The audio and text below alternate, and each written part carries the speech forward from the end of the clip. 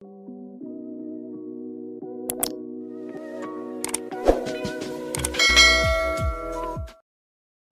家好，欢迎来到来都来了，我是主播丸子。 Hello， 大家好，我是Nicole。今天想跟大家聊一件一想起来就特别高兴的事儿。其实对我来说没有什么情绪波动这个事儿对的，这个事情在我来讲就是一不向往也不排斥的一个东西。待会我们来就是拆解一下为什么你会这样啊。但是我觉得很多当代年轻打工人都会特别向往，就大家就会挂在口头上的就是这个插班我真一天都不想上了然后是这样子的，就是今天我们其实要讲的这个主题是退休。对，就想说我的畅想就是我不想上班了，那你说不上班干嘛呢？就特别就想退休。对啊，然后单位里面一有退休的同事，就是大家所有人投去羡慕的目光。就是当时我们有个同事，他还是提前退休，他是说他要在国外去看他家小孩，要去国外生活，所以而且就是他的整个状态都特别好，不管是身体状态，然后还是他们家条件什么，就所以他整个人的那个神采奕奕的走了。对，就是有一种我不跟你们玩了啊，这个游戏咱玩到头了。所以当时就大家都觉得哇超好的。所以就是说我觉得年轻人他会对退休有一个非常 fancy 的那个幻想，就是对大家就觉得退休等于不工作了。对，就是而且是一种我觉得没有深究这件事情，我们其实就是被上班疲惫和焦虑的情绪所挤压，然后挤压到想逃。对，你就想逃，但是其实你说前方是什么，其实没有真的想过。其实我们想的不是说真的就是退休之后怎么样，其实我们想的是停下来。对，我觉得对，就是停下来。是这样子的，就是因为我知道你爸妈还相对来说比我爸妈要年轻一些嘛，然后我爸妈现在已经退休了，然后差不多退休了1到2年左右。我妈妈还在工作，但是我爸爸退休了。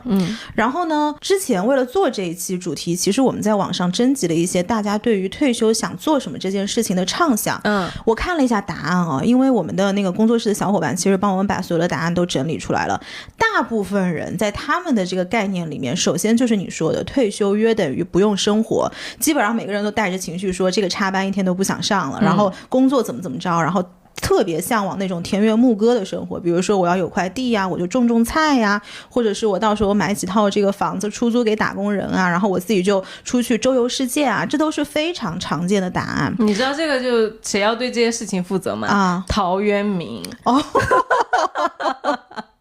是，但我跟大家说其实陶渊明的日子很难过的，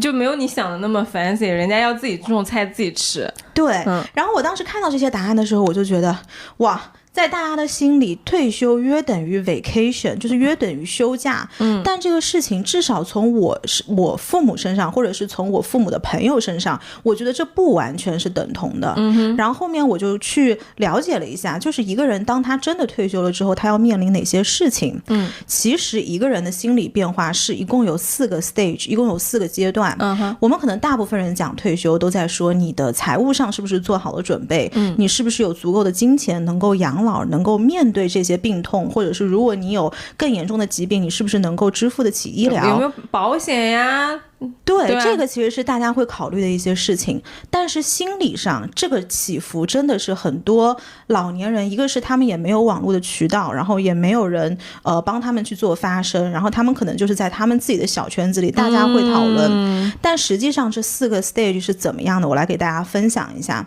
首先第一个 stage 就是我们刚刚讲的 vacation phase， 就是蜜月期，就是那个大家都觉得说Oh my god， 我终于退休了，我现在可以出去玩了。我以前一年上班可能只有几天假，但是现在我可以怎样怎样，然后周游全国，周游全世界。这个东西我爸妈前2年是在做的。他们就是每到夏天可能就往稍微凉快一点的地方走，或者是然后冬天的话就到热一点的地方走，就过得跟那候鸟似的，你知道吗？然后每天也特别开心，就反季节。对，反季节过日子，然后天天就在网上看那个什么房车旅行。因为我妈的工作其实还是比较激动的，就是她可以在哪儿工作都一样，但是我爸就会开个车，然后带她去这儿玩去那儿玩，怎么着。这个差不多你过了1到2年之后，会迎来第2个阶段。第2个阶段在心理上他就会觉得有一点无聊了。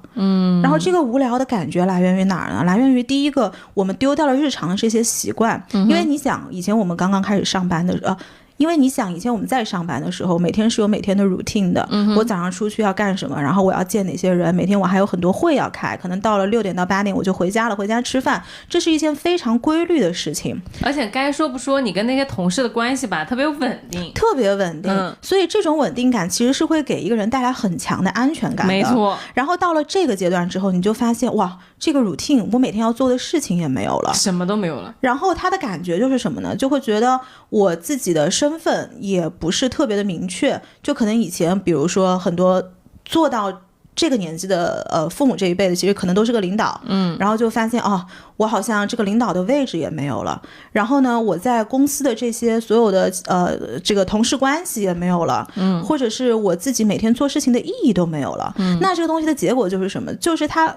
人生失去了方向，其实没有人在叫你某总啊某领导啊，对，或者就是说我在这个阶段我到底是为什么东西在努力的。其实很多人走到这个地方他心里是迷惑的，他心里是有很多不确定的，然后才到了第3个阶段。那你这种不确定你背后带来的是什么？可能就是我非常害怕，然后我有一点焦虑，或者是有一点紧张感，或者是对于这种不确定性无法掌控的这种失控感。到了第3个阶段，就是你想我如果觉得我没有方向，那我肯定是要把这个东西给拾起来的，那我就要想着去做一点什么东西。这就是为什么可能有这么多人去老年大学，或者是我去培养兴趣爱好，或者是我去，因为我知道还有一个我朋友的爸爸，他以前是做律师的嘛，他现在会干嘛？就是他会去写那些论文去发表，为的是帮比如说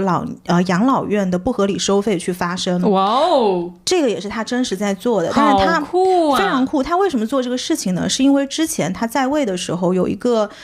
某保险想让他就是入一点股份去建这个养老院，所以他才知道这个养老院背后他是怎么样的一个运行机制。然后他最后他没有入股，但是他就发挥了他那个老法官的那个正义的感觉，所以他就写了一篇论文发表，然后就把这个事情抨击以及给揭发出来了。这个东西是他现在他女儿在帮他写那个翻译，所以我知道这个事情。不仅没有投资，反而以投资人的那个角色潜入敌人内部，对，获取机密。是的是的有点厉害。所以其实他这个阶段也是会尝试去做很多事情，把自己在第2个阶段丢掉的不安全感给拾回来。但是很多人在这个阶段会发现什么问题，就是可能我年轻的时候要做一些东西，我都是有人支撑的，不管是我身边的亲戚朋友，或者是家人，或者是就是一个最简单的你的身体也会能够支撑着你去做一些更加激进的事情。但是你到这个第3个阶段的时候，你就会发现很多东西你是觉得无力，会有非常强的无力感。然后如果在这个阶段你可以把自己的心态或者是身体调整起来的话，你才能到第4个阶段第4个阶段就是叫 refire。因为我们之前比如说讲 retire 就讲退休这个东西，好像就是我退休之后我就冬眠了。但你刚刚开始的时候你讲到一个问题，你就说为什么其实我对于退休没有一个特别强的感觉。因为我也不会觉得说那是一个冬眠感，然后与此同时我也不会觉得上班的这种紧迫感让我觉得特别难受。所以它的整个曲线在我这儿是平滑的。我觉得你 retire 了之后，你依然可以去做很多你自己想要去做的事情，只不过可能这个维度跟你对身体的利用程度不一定是你年轻的时候的那种张力，因为你身体确实不支撑了嘛。但是你从一些别的地方你是可以 refire， 你可以重新点燃你自己的。所以其实这个才是一个完整的一个退休的老年人他会有的心理的状态，真实的心理的状态。所以这就是为什么当我看到那些答案的时候，我觉得大家其实在畅想的是那个 phase 1， 是那个 vacation stage。 就是我特别能理解大家为什么畅想就是第1个阶段。因为就像我开头说的，其实大家畅想的本质上不是退休，对，本质上畅想的就是不想工作和停下来。是的，我给大家分享一下我看到都有哪些想要退休的答案啊，就有几个挺有意思的。就是说想去当群众演员的。这个我也看到。对，就可以演大户人家的下人。为什么不能演大户人家的老爷呢？我就很想问一下，这说明他在现实生活中是个老爷，所以他想演下人。就没有在现实生活中是下人的人，他在演戏还想演下人，他就是体验生活。对，然后还有有个说什么呢，就是出租几套房子给打工人，然后他就开部车天天就是把他的房客送去赚钱，然后下班再把他们接回来给他交房租。我觉得这个挺有多少也是。这个就是什么？现在如果你在工作，这个就是现在的 MCN。说是不是？接艺人，对吧？给我打工，你让艺人去赚去，然后你自己就不就是 exactly 就是这个东西，多少有点资本主义在身上啊？对呀，对。然后还有一个是什么？就是想上3休4，工作到80岁，然后去就是跟那群生命力旺盛的老爷爷老太太去台上表演那样去保持健康保持活力。还有一个是想要35岁退休，在风景节奏好的地方有小院子，每天打理院子喝茶啊，然后有人喜欢他的画还可以随喜卖给他，然后一部分收入来源于就是之前积累的存款做理财，然后另外一部分每周做一点咨询之类的。其实你能看出来大家的答案其实都是并不是真的不想做事天天躺在家里面，他们想去找一些他们现在觉得很有意思的事儿，然后去以自己的节奏去掌控这些生活。其实我觉得说白了就是首先我不想被再卷了，我不想被大公司再压榨了，然后第二个我希望我可以对自己的生活有更多的掌控和有更多的探索和尝试，然后第三个就是说我可以就是不要那么累，我可以就是比如包括做3休4很多人都提到了，然后我再去做一些就是做一点休一点，做一点休一点，就是你是对生活是整体的节奏是更慢的，然后我会觉得这一些都是折射出来我们现在目前生活就是大家没有这个心力去做这些事情，因为你说这些事情你一定要等到退休了才能做，也不一定的，对吧？你那个很多事情其实你都可以从现在开始探索的，但是为什么大家目前老是我觉得有一个弹出来的情绪，被压太难受了，对，它就像一个弹簧一样，因为你现在已经被压在下面了，所以你想要弹出来，但是如果真的那个开关给你放掉，你弹出来之后呢，这个弹簧不弹几下就不弹了，就那种感觉，我觉得大家那个情绪现在是这种感觉，对，有一点有一点，对。然后我其实因为我爸妈确实还没有退休，但是我外公外婆是退休了的，而我觉得我外公外婆给了我一个特别特别好的怎么说呢，观察老年人的一个示范。就我外婆经常跟我说一句话，就是她说我很忙的，她说我一天到晚要做的事情可多了，她说我今天什么做一点就是编织啊，就是那个背带啊什么的，然后我明天要跟谁谁谁一起出去逛街，然后后天谁谁谁邀请我去参加一个宴会什么的，我很忙的一天到晚。哎，我外婆其实也是这样子的，是很忙的，老年人其实很忙的，对的。然后我外公呢，他不是这种 social 的人，他就是一个人要待在家里面的。我外公本来是一个工程师，就在他退休之前是画图的，然后他当年是就是很早嘛，那个时候读大学，然后毕业之后呢，他就直接去做设计了。但是因为社会发展，他当时毕业的时候是用手画图的，后来其实大家已经开始用电脑画图了。在他快毕业的快退休的时候，他已经就是那个时候已经不学，他就因为快退休了，他就没有学怎么用电脑，他就还是用手画图。但当时他们整个那个公司吧，应该在深圳，就上级对他的肯定就是说他手画的图比别人用电脑画的图还要精确。然后退休之后呢，我外公去干了个什么事情，他把他这个技术迁移到了做木工上面。因为做木工他也是要先画图，然后再去动手去削木头，然后再做设计，就是你这个木头多长，然后实际削出来多少，就是结果我们家现在做什么椅子啊、小桌子啊、勺子呀，然后什么那种雕刻呀，就是做了很多很多这种东西。就让我觉得我的外公和外婆是两个退休之后生命状态一直非常保持着输出和创造的人。我外婆的口头禅就是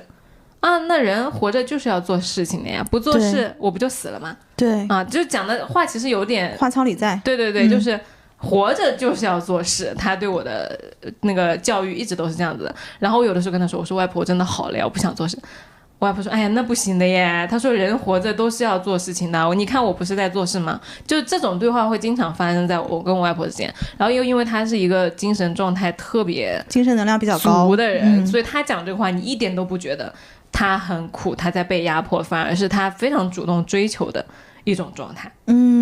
那我觉得你真的是你外婆的孩子，我只能是我外婆的孩子。就是你知道，因为我外公已经过世了，所以我外婆她住在苏州，她的状态是什么样子的呢？就是她基本上有一群actually 是好几群那种老姐妹。就你不是讲到老年人其实很忙嘛，就是因为他们身边的人都很闲，所以大家就会只要是爱玩的人就会喊他一起去玩。然后我外婆就是走到哪里都是那种小区里面的交际花。你真的是你外婆的孩子。我真的是我外婆的孩子，她走到哪里都可以是那个就是圈圈里面的那个核心，然后大家都会围着她转，然后都会听她讲话什么的。然后呢，她就会有很多局，她就经常跟身边的老姐妹说儿孙自有儿孙福，然后你让他们去过独立的生活。所以她跟我妈妈其实相对也是比较独立的，然后我妈妈其实跟我的关系也是比较平等的。所以我们家就是从我外婆那一辈开始，她就没有建立起这种非常明确的就是上下级的权力的关系，就是每个人都是相对来说比较独立的一个个体，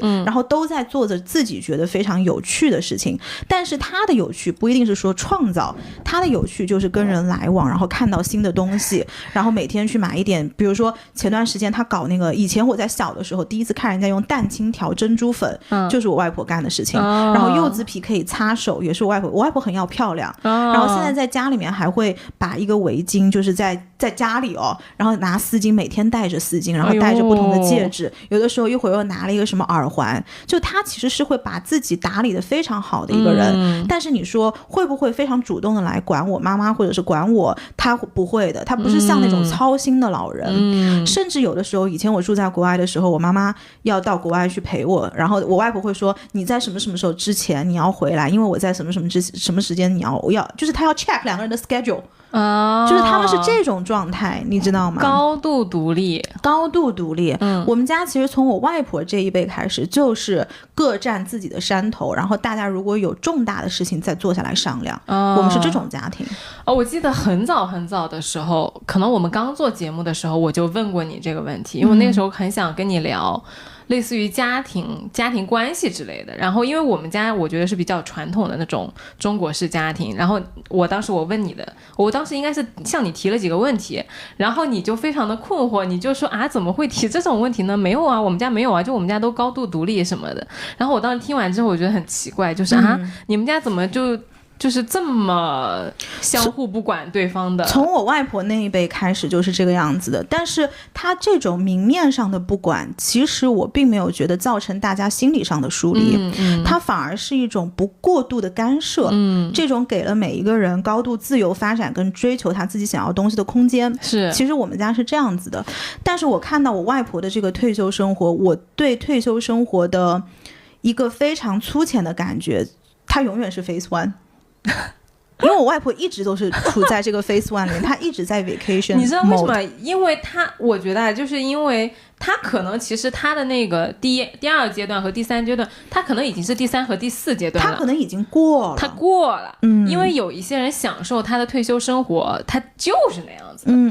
然后我会觉得你们家和我们家真的就是你跟你们家是一样的，我跟我们家是一样的。对呀，你就是你们家孩子，我就是我们家孩子。因为我觉得对所有人来说都有一个面临的课题，就是你要去找什么东西是你真的喜欢，和什么东西能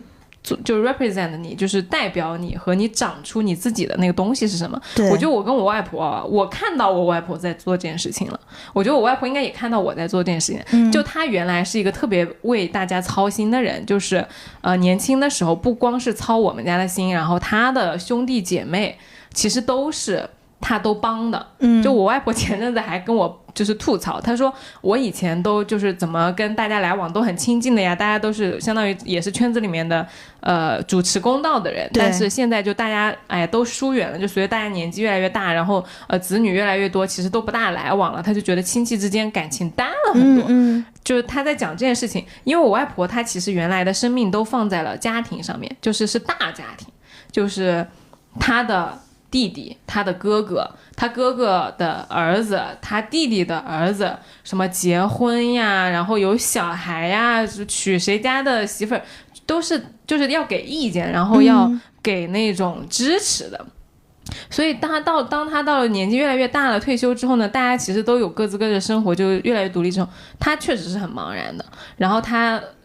他的2个小孩，就是我妈跟我舅舅，你小孩也忙的时候呢，他陷入过迷茫，而且甚至一度就是有一些情绪，就觉得说我老了，大家都不要我了，我就对。其实你看这个说法，就是老年人对于儿孙的依附感是特别强的，心理依附感是巨强的。他刚开始会有这种传统的刻板印象，就是他会觉得我老了干不动了，你们就不要我了。但是他走出来了。就是因为我会在身边一直跟他说这件事情，包括我妈也跟他有过一段就是冲突，然后又和解，然后相互理解的更深的那个过程。因为我觉得老人家他的不安全感来源于是不是因为我对你没有价值了，所以你不在乎我了。但是我们家就是一直会跟他表达，我妈和我都会跟他说，就是你对我们是很重要的，然后其实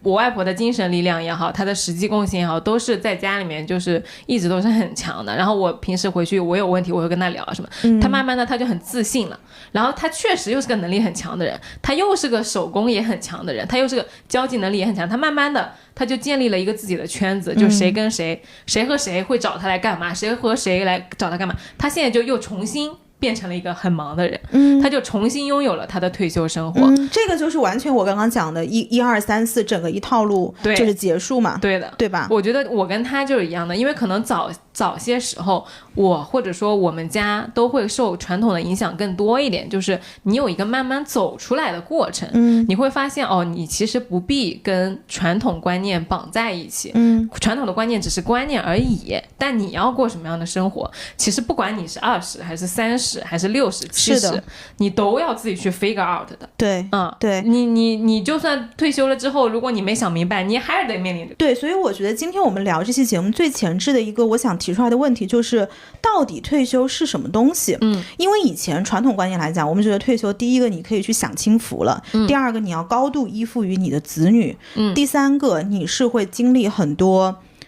病痛的。对，其实你看整个所谓的退休生活，在大家想象起来是一个非常又有自由又苦大仇深的一段时间，就是又向往又害怕。对，而且这个退休生活，其实你想，可能以前的人活到70岁、80岁就结束了，然后现在的人可能一下活到90岁、100岁。如果我们以60岁来做退休年龄的话，你后面还有40岁，还有40年要活。你从20岁才开始工作，其实这2段时间是等同的。就是为什么大家对于退休的关注度是这么低，以及对于退休这件事情这么不愿意去把它想清楚。我们聊了很多节目，讲你20岁到30岁到40岁所谓的自我意识的觉醒跟自我的成长，其实你在60到80到100这个中间也是有很多要自我修复的东西的。所以我觉得可能第一个议题就是我们重新去建立这个所谓退休生活的一个框架。我觉得这个可能是在今天开篇之前我最想去把它提出来的一个问题。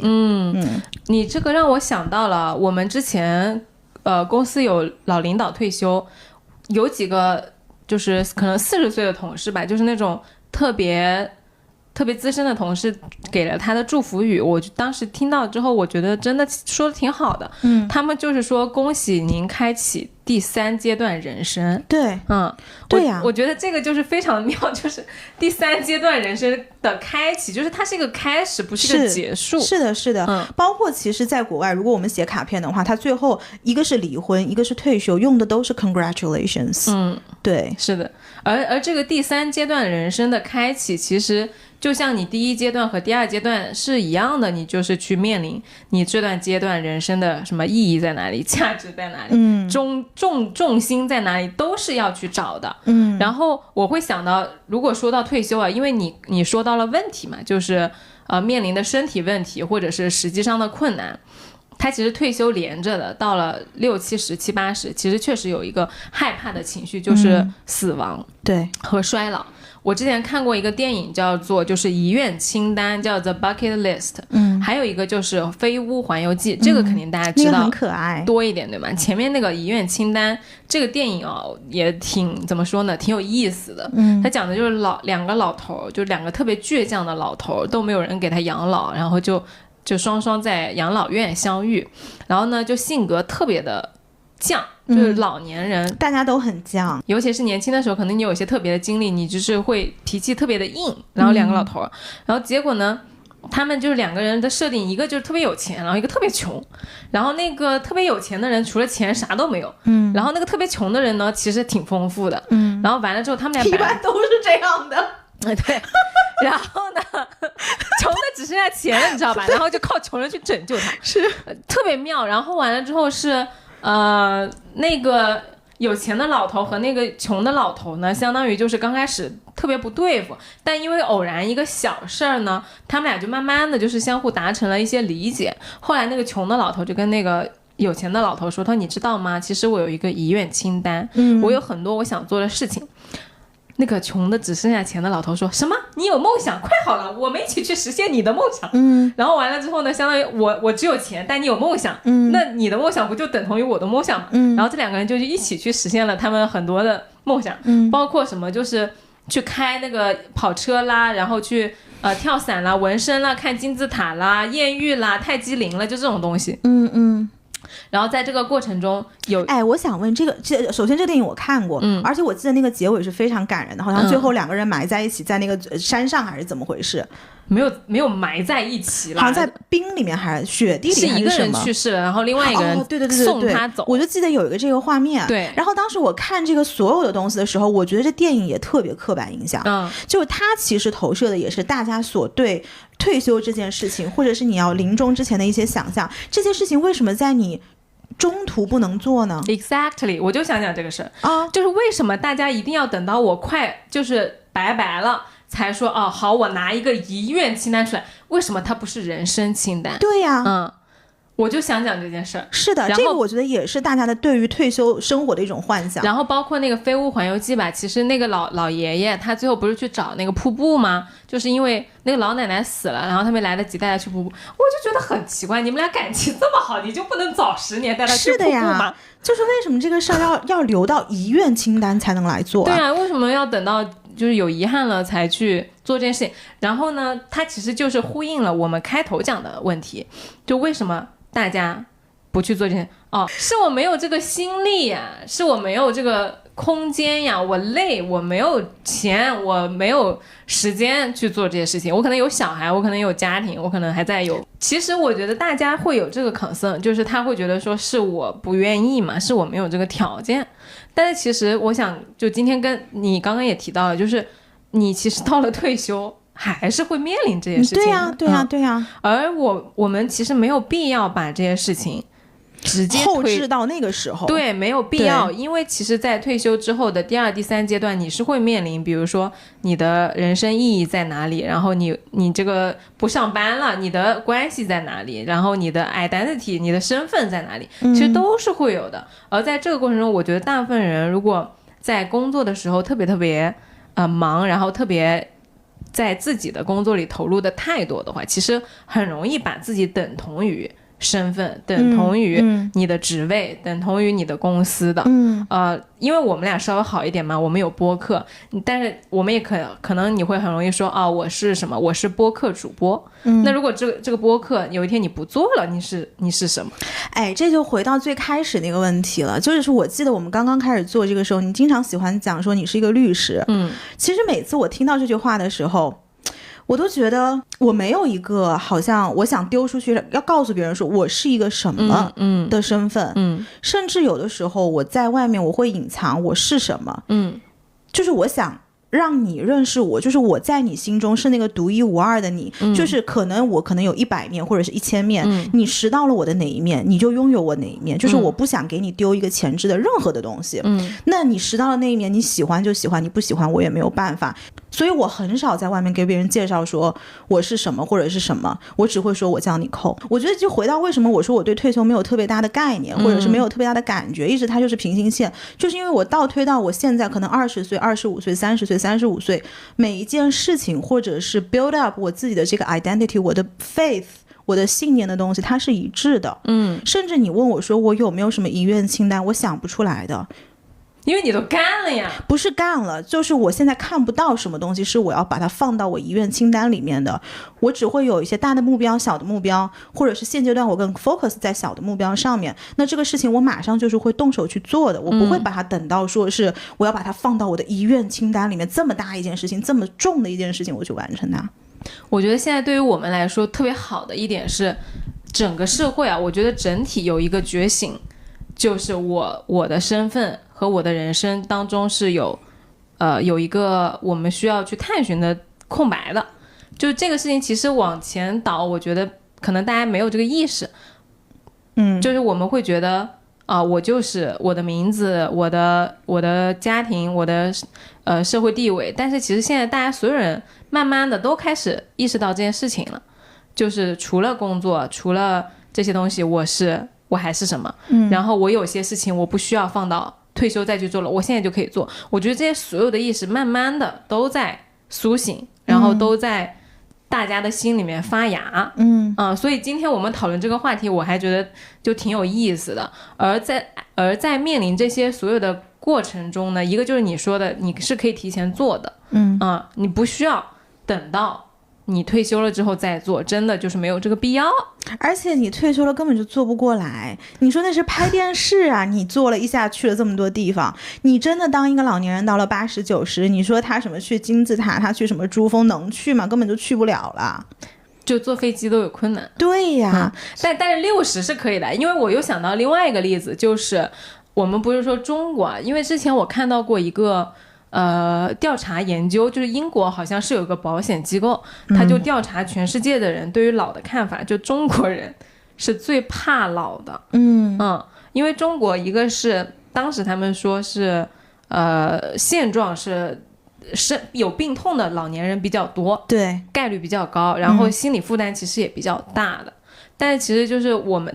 这个年纪，我们觉得这一代年轻人，包括可能我们爸爸妈妈已经开始享受退休生活了。而且我觉得是我们对于死亡没有一个很好的心锚。比如说你像墨西哥有亡灵节，之前那个 Coco 嘛，对对对，不是非常火爆嘛？或者是如果有一些人他有宗教信仰的话，他对于死亡这件事情的所谓的看法跟那个维度的走向是不一样，他不会觉得这是一个令人恐惧的事情。对，然后所以我们中国啊，在我小的时候，其实老年人确实就是退休了，就是有一种我的生命已经在熄灭的过程中的感觉了。但是可能到了我觉得我大学的时候，就10几年的时候，我在读书的时候，我就看到那种国外的教授啊什么的，就是退休了，然后来学校访问，然后来中国游山玩水的。那个时候其实对我觉得是一个比较大的冲击。就对于当时的我来说，他说我已经退休了，但是这个是就是我妻子，然后我们一起在中国玩，然后就问他，我说你们已经退休了，你们出来玩吗？然后他对啊，就是我们可以去很多很多的地方啊，然后我们已经去了哪里哪里，然后现在来中国干嘛干嘛。就那个时候对于我来说，我会觉得哇，原来老年人也可以这么的 energetic， 就是可以这么的拥有世界，就有我理解你的意思。就是我第一次有这种感觉是我在波士顿雪场看到老年人在滑雪，真的是2个头发花白的老年人。就那个时候我可能研究生吧，然后每次我去滑雪，我妈都是很担心的，因为她知道我膝盖不好嘛，如果摔的话，就这个东西会造成很大的伤害。但是我每次就跟我妈说，我说你知道吗，雪场上还有老年人，人家都已经70、80了，头发花白，那个老太太穿的一身粉红色的雪服，然后戴着一个非常漂亮的那种 goggles， 叫什么，那个护目镜，对，然后在那边滑雪。然后我就跟我妈妈讲，我说人家是这个样子的，对。然后我妈就会很担心，她说啊，那这样老年人他如果摔跤的话，他很难恢复，怎么样？然后我就说你不要老是把很多事情往这么糟糕的方向去想，如果真的摔了，咱们就治。但是与此同时就是你有享受你的老年生活的这个心态，其实是非常重要的。他就是没有意识到他可以走出来，他被压住了，然后。如果因为人都是向往更大的世界的，当你告诉他其实你是可以走出来的时候，当他真的走出来的时候，他就会哇太开心了。但在此之前他其实不知道他可以走出来的。然后这次我不是去巴厘岛嘛，我在那个最后那一站在那儿，在乌布。然后在乌布呢，那乌布就有很多梯田嘛，然后那个酒店就是早上有一个 free 的活动，是有一个向导带着你们走梯田，大概是早上7点钟。然后呢，我们那天可能就5个人，我跟我朋友，然后有一对来自丹麦的夫妇，也是头发花白，然后那个梯田上下有一个很小的台阶，可能就是你抬一脚就上去那种。然后那个爷爷就是已经站不稳了，就他抬上去他会摔跤的，他走那种不平的路，他是用爬的，他手脚并用，但是我们想说去扶他什么，他说完全不用。对，甚至他的老伴都不扶他，就是说你就让他自己爬就行了。而且这种其实更礼貌的做法是你去问问他你需不需要帮忙，对，是的，你不是直接上手。对，我们就是说就是你需不需要帮助啊什么的，那完全不需要。然后他给我看，他说你看这是我前几天就是摔到的疤，但是其实没有关系。然后完了之后呢，就我们就在前面走，他老伴也在前面走，然后我们回头时不时问一下你 OK 吗？他说我就 totally OK。然后完了之后我就跟他聊说你们出来玩是就什么原因啊，什么来自哪里啊什么的。他们说丹麦来的，然后说因为儿子在巴厘岛，然后就聊了很多当代就是他对于年轻人的理解，然后我对于老年的理解。我就觉得其实现在大家这些国外的就是老爷爷老太太们就非常的自由，然后非常的独立。这个我就希望我的父母如果到了可能头发花白的时候也是可以拥有的事情。这个确实是比较难得，而且这个心态其实是要慢慢建立的。对的，而且我觉得它是一个社会对于这件衰老这件事情的刻板印象和我们个体之间你去尝试和走出来的事情。那我们说到这儿就是其实你说退休肯定有好处，有自由，有财富，那必然的有一个打包的赠品，就是你不选它也要丢给你的，就是衰老。之前就是我读那个王小波的时候，王小波有一句话，他说令人恐惧的不是死亡本身，而是死亡带走的人的体验。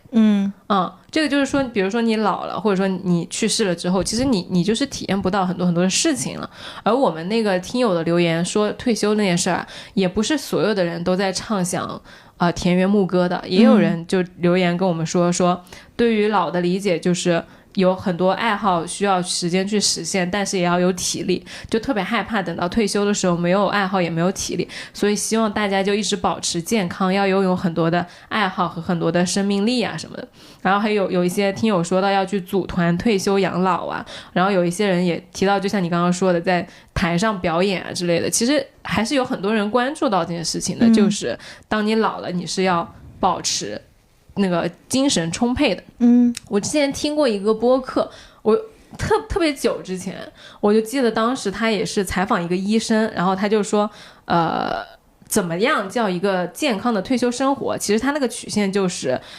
他意思就是说比如说你30-40的时候是处在一个比较高的能量状态，然后当你退休之后呢，他希望你这个那个曲线啊是比较平稳的，一直不要掉下来的。然后当你可能快去世的那后面最后几年才慢慢的就是快速掉落，而不是说我60了然后哐哐哐我就一直往下掉，就跟做那个抛物线一样。它其实不是，因为衰老的它就是你健康的老年生活本质就是你的精神状态和身体机能要保持在一个比较好的比较 work 的状态里，以保证你去有更多的体验。而且我自己观察到，因为我爸妈很多朋友他们也退休了嘛，就是有2类真实老年人的心理状态，一个是以退休为分水岭，他们自己内心会觉得说当我退休之后我自己身体我就感觉它越来越不行了，他一直给自己灌输这样的内心的想法。而且人有的时候是这个样子的，你先心态败溃了之后，你的身体其实就跟着你就走下坡路了。衰老不仅是身体还有心理的，我觉得心理是非常重要的，而且心理是那个更需要大家去关注的东西。是的，因为可能我们有的时候讲你身体不好，那你就是治病嘛。对，你就发现有些毛病是你现在的医疗你怎么去治，你一下要么就是慢性病，要么就是你一下两下老复发或者怎么样。其实有的时候这个一开始在最源头的时候真的是心理的问题。还有一种就是比较向上的老年人，就是你说的他维持一个好的心理状态，他没有觉得说我退休前跟退休后在心理上有什么特别了不起的变化，所以他反而延续了他退休前那种相对丰富的精神状态以及这种身体状态。那我问你啊，你会怕老吗？我只能说我在一些情况下我能感觉到我的身体没有以前更加有活力了。那你会害怕吗？我现在还没有到害怕的阶段，可能再过了10年也许会有这个体感，但是我现在好像没有这个感觉。因为我其实也没有，但是我会发现比我年长可能10到20岁的人会有，然后我就意识到可能我有一些就我没有办法共情他们。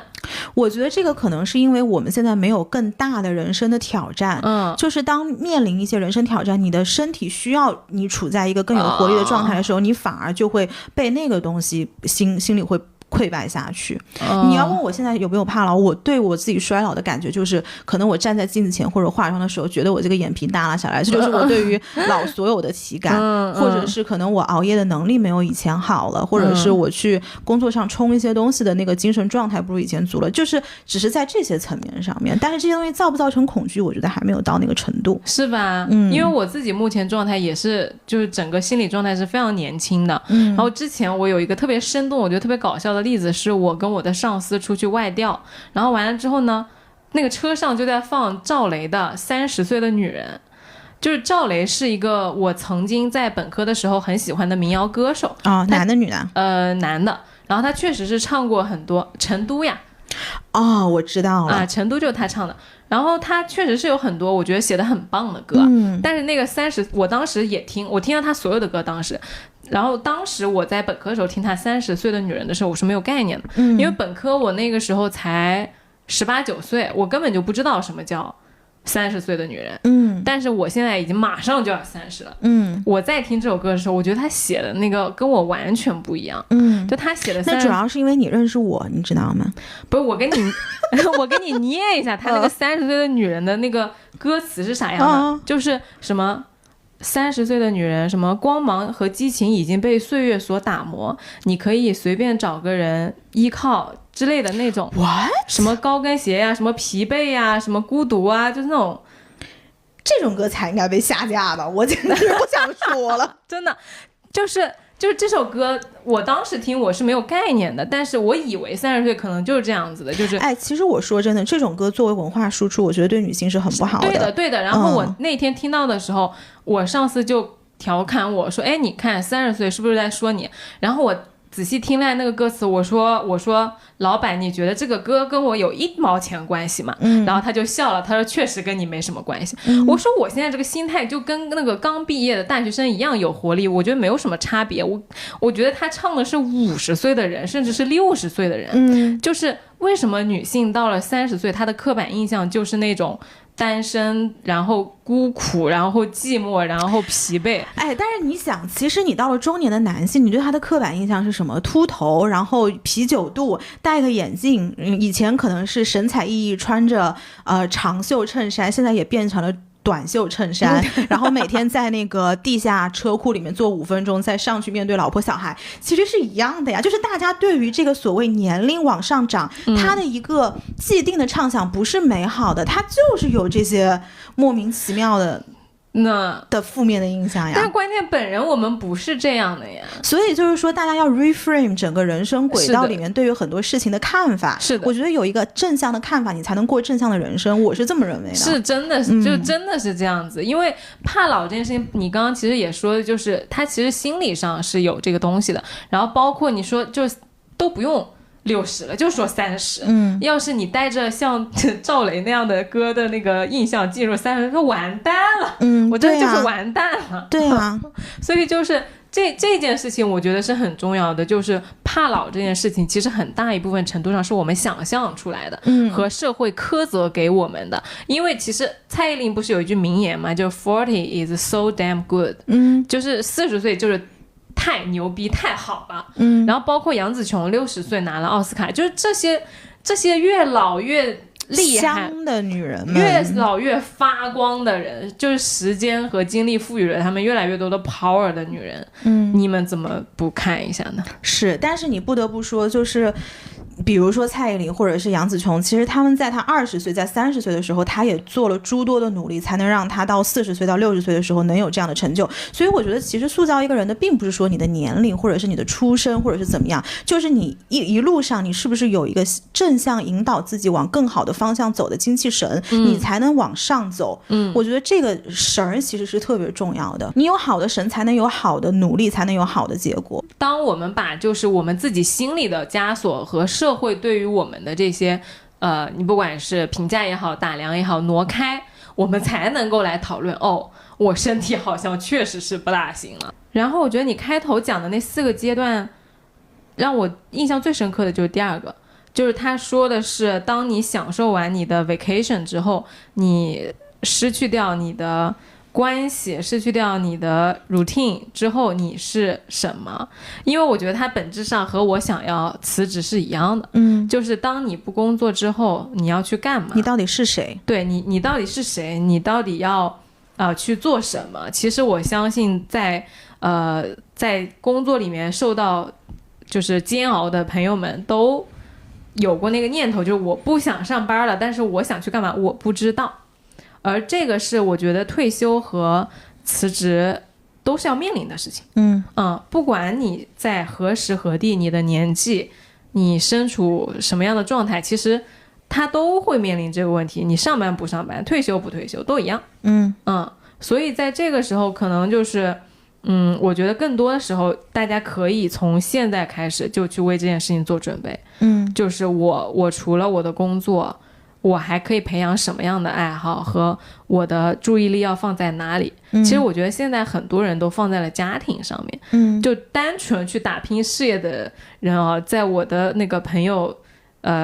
圈里面已经不是非常多了。其实你知道聊到这儿，你让我想起很早我们录的一期节目，就是说我们切那个披萨饼。就是很多人可能在刚刚进入工作的时候会觉得我的工作占整个披萨的70%到80%，然后到后面你会心理上慢慢把这个比例给调低。但是与此同时，可能比如你的朋友调了一部分进来，就是说我现在要去面对我的自己的家庭，要投入更多的精力在这上面，可能我这个家庭的披萨就由以前的5%变成了20%。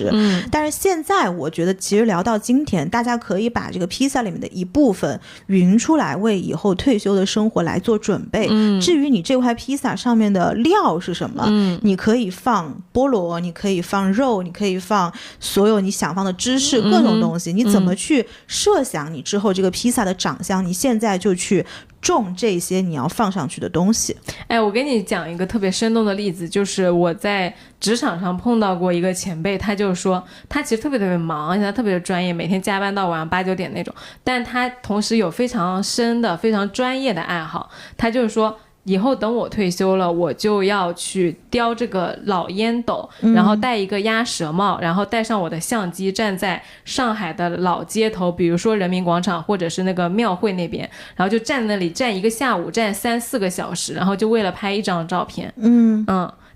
但是他已经为他退休这件事情做了很多很多准备了，他的摄影技术和他的摄影器材就是已经锻炼得非常好了，他现在就差时间了。对，所以就是说这些所谓培养兴趣爱好，他完全可以前置，是的，甚至是前置到现在。对的，比如说如果以后我去退休了，可能我就真的去滑雪了，或者我就住在雪场了或者怎么样都有可能。是的，因为这个东西是我从小培养起来的技能，对的，我又非常喜欢这个事情。那为什么你到了年纪大的时候，你不能像当年我看到的那个穿粉色衣服的满头白发的老奶奶一样，成为雪上那个满头银发的老人？我觉得完全 OK。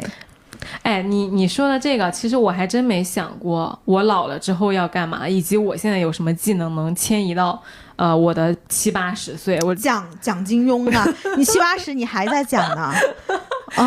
我的天甚至你可以去帮金庸写序，我感觉就是写后续的那些东西，然后拍成电视剧。我写同人，对，然后拍成网剧，然后我就被金庸的后人告了，就侵权。没有，你可以跟他们合作，搞不好那个时候他发现哇，原来又是一片商业这个旷野。我70岁的时候得是什么？我孙子，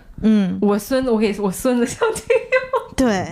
真的。对呀，就我确实我觉得可以去想一下有什么爱好是可以你到70的，因为你想你那个人生的披萨饼你现在切到家庭上，以后那个你到了60、70岁那个家庭的饼也会变小的。对呀，因为你的小孩又跟你独立了，然后你的那个老伴儿可能就你在的话肯定就2个人一起，或者说他身体不一定好了，或者你身体不一定好，就有很多很多我觉得状况，你可以去想一下你自己要干的事情是什么。那我觉得其实一个核心就是没有必要把退休的这条线画得这么的清晰，就是很大的一个问题。可能我们现在讲多少岁退休，好像这就跟个分水岭一样的，就是你在分水岭前跟分水岭后的人生完全是2个不同模样的人生，但实际上没有必要的，你是可以一以贯之过一样的人生的，只是说你这个人生具体里面的组成部分是什么东西，但是你心态上它并没有一个这么大的转变。而且更重要的事情啊，它真的就是一以贯之的人生，本质上你不可能第二天就是一睁眼你就换一个人的。而且在从生理的角度上来说，你的身体从30到60，从60到80-90，就是你一个人在用哦。你现在30到60如果保养的不好，你指望你60岁退休之后一下子就我可以去周游世界了吗？也不行吧。对，是的是的，其实周游世界这个事情你是要从小训练的，而且真的要锻炼自己的体力。你别说现在了，我现在去爬那个山啊，我都没有我本科爬山精力充沛了。对呀，我现在爬个海拔很低很低的山都气喘吁吁的，之前还在节目里面说我爬个小破山我还有那么多个感悟呢。我以前爬华山熬夜爬的就快乐。那其实在切披萨这个过程当中呢，我觉得很多事情大家都是可以放到后面慢慢想，或者是想起来加一点减一点都没有问题。但是有一件事情是需要大家一以贯之的，就是对身体的这个保养。那其实这一次在和汤臣倍健合作的过程当中呢，他们也给我们提供了大量的论文资料，我们也是第一次这么密集接触到抗衰老方面的科学研究知识和全球最新的研究成果介绍。我们了解到人类到底为什么会衰老，目前常见抗衰老的机制有哪些，最新科研方向进展如何。那因为这些内容十分的专业，所以为了向大家清晰明确的介绍这段内容，我们也专程联系邀请到了这方面的专家，多年来致力于延缓衰老、心脑血管代谢健康研究的贺瑞坤博士，他同时也是汤臣倍健营养健康研究院的副院长。那我们欢迎贺博士。各位好，我是汤臣倍健营养健康研究院的贺瑞坤。我想先请你给我们科普一下人为什么会变老这件事，因为其实那天我坐在办公室的时候，我还突然问我们同事，我说你说人为什么会变老，结果我们整个办公室都被我问懵了。大家就没有想过这个问题，人家是没想到你上班问这个问题吧就这员工坐那儿想啥呢突然问我说为什么会变老那请贺博士来回答。贺博士来帮我们说说这人为什么会变老。从科学研究的本质来说，其实衰老它都是从最小的从基因的层面上它就已经开始了。那现在已经逐步的是形成了12个比较公认的热门的这样的一些衰老的机制，比如说是基因组的不稳定性，包括自噬功能的一些失效、线粒体的功能障碍、细胞衰老、慢性炎症、菌群失调等等哈。那我可不可以这样理解，就是说衰老的机制其实就是人类运用在解释人为什么会衰老的一个解释的方向，然后通过不同的衰老机制，每一个科学团队它研究抗衰老的方向和切入点是不一样的。可以这样理解。因为比如说您刚刚提到了一些，比如说蛋白或者是细胞等等，就是它可能每一个团队它去研究抗衰老的，就是它那个靶点不一样。而我看到咱们这边呢，这一次最新的研究成果是有一个很重要的发现，是 PCC1 靶向清除功能的研究和发现。可以先给我们介绍一下什么是清理机制和清除功能吗？因为像我刚才提到的，我们针对于衰老的12个机制里面，其中有一个就是衰老细胞的清除。那其实就我们怎么去理解衰老细胞呢？那举一个特别形象的例子，就是我们可以把衰老细胞想象成我们体内的一群老而不死的僵尸细胞。老而不死的细胞。然后那一个细胞衰老了，丧失功能了，它并不会，它不会自动消失是吗？它是不是有点像房间里的垃圾，就是你不清呢，它第一个占地方，第二个呢，它腐烂之后它还会散发出一些臭味，或者说不好的东西来影响你房间里其他的食物。就是我的衰老细胞如果它不被及时的清理，那它会不断的分泌这些衰老的表型的物质，反而会对我的正常的细胞产生影响，让进而加速正常细胞的一个衰老。OK， 那我可以理解了，因为我在看论文的时候，就是我有看到在 Nature 的子刊上面，咱们就是由中国科学院上海营养与健康研究所、汤臣倍健营养健康研究所、巴克衰老研究所、梅奥诊所等有多家的全球专业机构的专业团队合作，有一篇文章就是介绍这么多机构合作之后呢，它从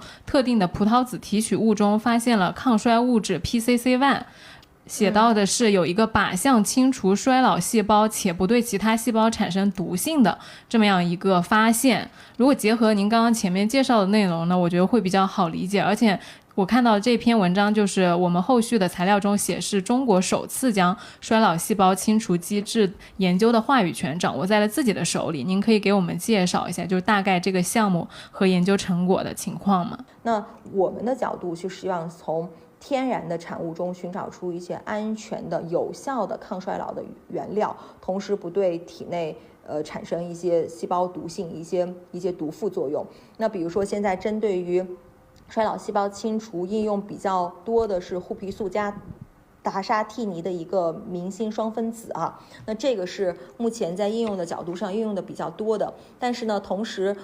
会发现它除了对衰老细胞有清除以外，但它也有一些副作用。不断的被一些研究所报道，比如说它会损伤我们的骨髓细胞，减少血小板和中性粒的作用。那这些副作用其实是我们在抗衰老的作用的过程中是不希望被看到的。那所以是在这样的一个大的研究背景下，那汤臣倍健跟中科院上海营养健康研究所以及国外的其他的研究机构，我们就开展了这样的一个是从天然产物中去筛选一个能够安全的并且能够安全高效很靶向的清除衰老细胞的这样的一些筛选性的研究。那进而的研究我们会发现它里面的原花青素 C1， 也就是我们简称的 PCC1，它能够选择性的诱导衰老细胞的凋亡。那我要问一个小白问题，我觉得就是应该是大部分普通不做科研的人关心的，就是您既然提到它是自然的天然的物质，尤其是它是从葡萄籽提取出来的嘛，那我想说如果我多吃一点葡萄能起到抗衰老的作用吗？就像我们现在就之前跟中科院我们来开展的这样的研究，其实我们是特定的成分中，就是我们有一个抗衰老的一个天然产物的数据库，那通过层层筛选，我们是从46个特定的这些天然产物中发现了葡萄籽提取物，并且这个葡萄籽提取物是有特定规格型号的，那进而它是能够去损害衰老细胞的线粒体的功能，也就是它能够加速的清理衰老细胞，也就是这些是我们整个研究中很大的意义的，就这样的一个亮点。那同时的话，它不会对正常的细胞产生细胞毒性，那是一个非常安全有效的一个抗衰老的一个解决方式。那刚才提到的就是说我们日常食物吃葡萄行不行？其实因为就我们在研究中会看到 PCC1 的浓度是20毫克每毫升吧，对，应该是就我们的干预剂量是这样的一个剂量。那如果是折算成葡萄籽，亦或者是折算成葡萄，那我相信那个量是非常大的，大量的摄入，就我们的胃部也受不了，会有大量的一些胃酸的分泌。所以这样的来说，就是针对于特定的葡萄籽提取物以及 PCC1 的摄入，就给了我们一个营养干预的这样的一个思路。对，那我们汤臣倍健现在有就是这样子的产品吗？我们这项研究是2019年布局的，成果是在2021年才发布。那但是时至今日，就汤臣也没有推出一款，就是能够宣称具有抗衰老效果，就或者是宣称 PCC1 具有抗衰老效果的这样的一个产品。因为 PCC1 它是一类黄酮类的物质，那其实它在体内的整体的吸收代谢的时间是比较长的，所以就我们的这项研究只是揭示了 PCC1 具有这样的一个效果，但是针对于口服 PCC1 它在人体中的一个上限能到多少，下限能有多低，就这些上面其实目前还有非常多的研究需要去做，有非常多的这样的一些数据需要去提供。那在没有这些很详尽的研究的数据之前，对于汤臣来说，就我们不会很贸然的去给消费者来提供这样的产品。您曾经我看到有一篇采访说过，让人们能够优雅更有尊严的老去是一件很有意义的事情。我想听一听您对于优雅的老去的理解。从科学研究的角度来说，我们一直都在去寻求抗衰老的解决方法，那我们到底大家为什么要这去做？大家想通过抗衰老的这样的研究给我们的生命带来哪些期待呢？那我个人觉得，一方面是能够让我们维持一个年轻的健康的一个状态，能够让这个时间更长。另一方面，那每个人都希望我们最终走到生命终点的时候是可以非常平和的离去，而不是说浑身插满管子，在很痛苦的情况下没有尊严的这样的离去。那所以说优雅有尊严，更直接的说是希望让我们最终每个人离开这个世界的时候是一个特别自然的这样的一个状态。那从这样的维度来说，我们去做抗衰老研究或者是做衰老相关的营养干预的目的，就是希望每个人在生命的最后，在衰老的进程的上面，能够找到一个特别好的解决方案，能够让我们维持更加好的一个身体状态。那谢谢贺博士今天加入我们的节目，给我们准确而生动地介绍了关于抗衰老这一块最前沿的科研成果和展望。其实听下来啊，我觉得我们这一代是非常幸运的，因为科技的发展已经为我们的生存和健康大大的解决了很多的后顾之忧，而让我们有空间有心力去勾勒和展望我们老去的生活。之前我在网上看到一段话，我觉得特别好，想送给大家，就是 Stop using your energy to worry, use your energy to believe, create, love, grow, glow and heal。就是停止用你的能量去担惊受怕，用你的能量去相信，去创造，去爱，去成长，去发光，去显化和治愈。而且像贺博士说的，老去也是可以很优雅的，我们要去相信我们的未来的生活是可以更成熟、丰富和自在的。那在节目的最后呢，也感谢汤臣倍健对本期节目的支持。作为咏叹生命回响系列节目的第一季，汤臣倍健将持续探寻生命的星辰大海，分享营养健康的前沿发现及研究成果，秉承极致的科学精神，打造极致的科学营养解决方案，让更多人能够健康从容的生活，优雅有尊严的老去。那我们再一次感谢贺博士加入我们的采访，谢谢您。好，谢谢大家，谢谢。感谢大家收听本期节目。你对退休有什么期待和展望呢？你对老去有什么感触和心得呢？欢迎你在评论区留言和我们互动，也欢迎你每周收听来都来了。你可以在小宇宙、喜马拉雅、Apple Podcast、Spotify 等平台找到我们。那今天的节目就到这咯，拜拜。拜拜。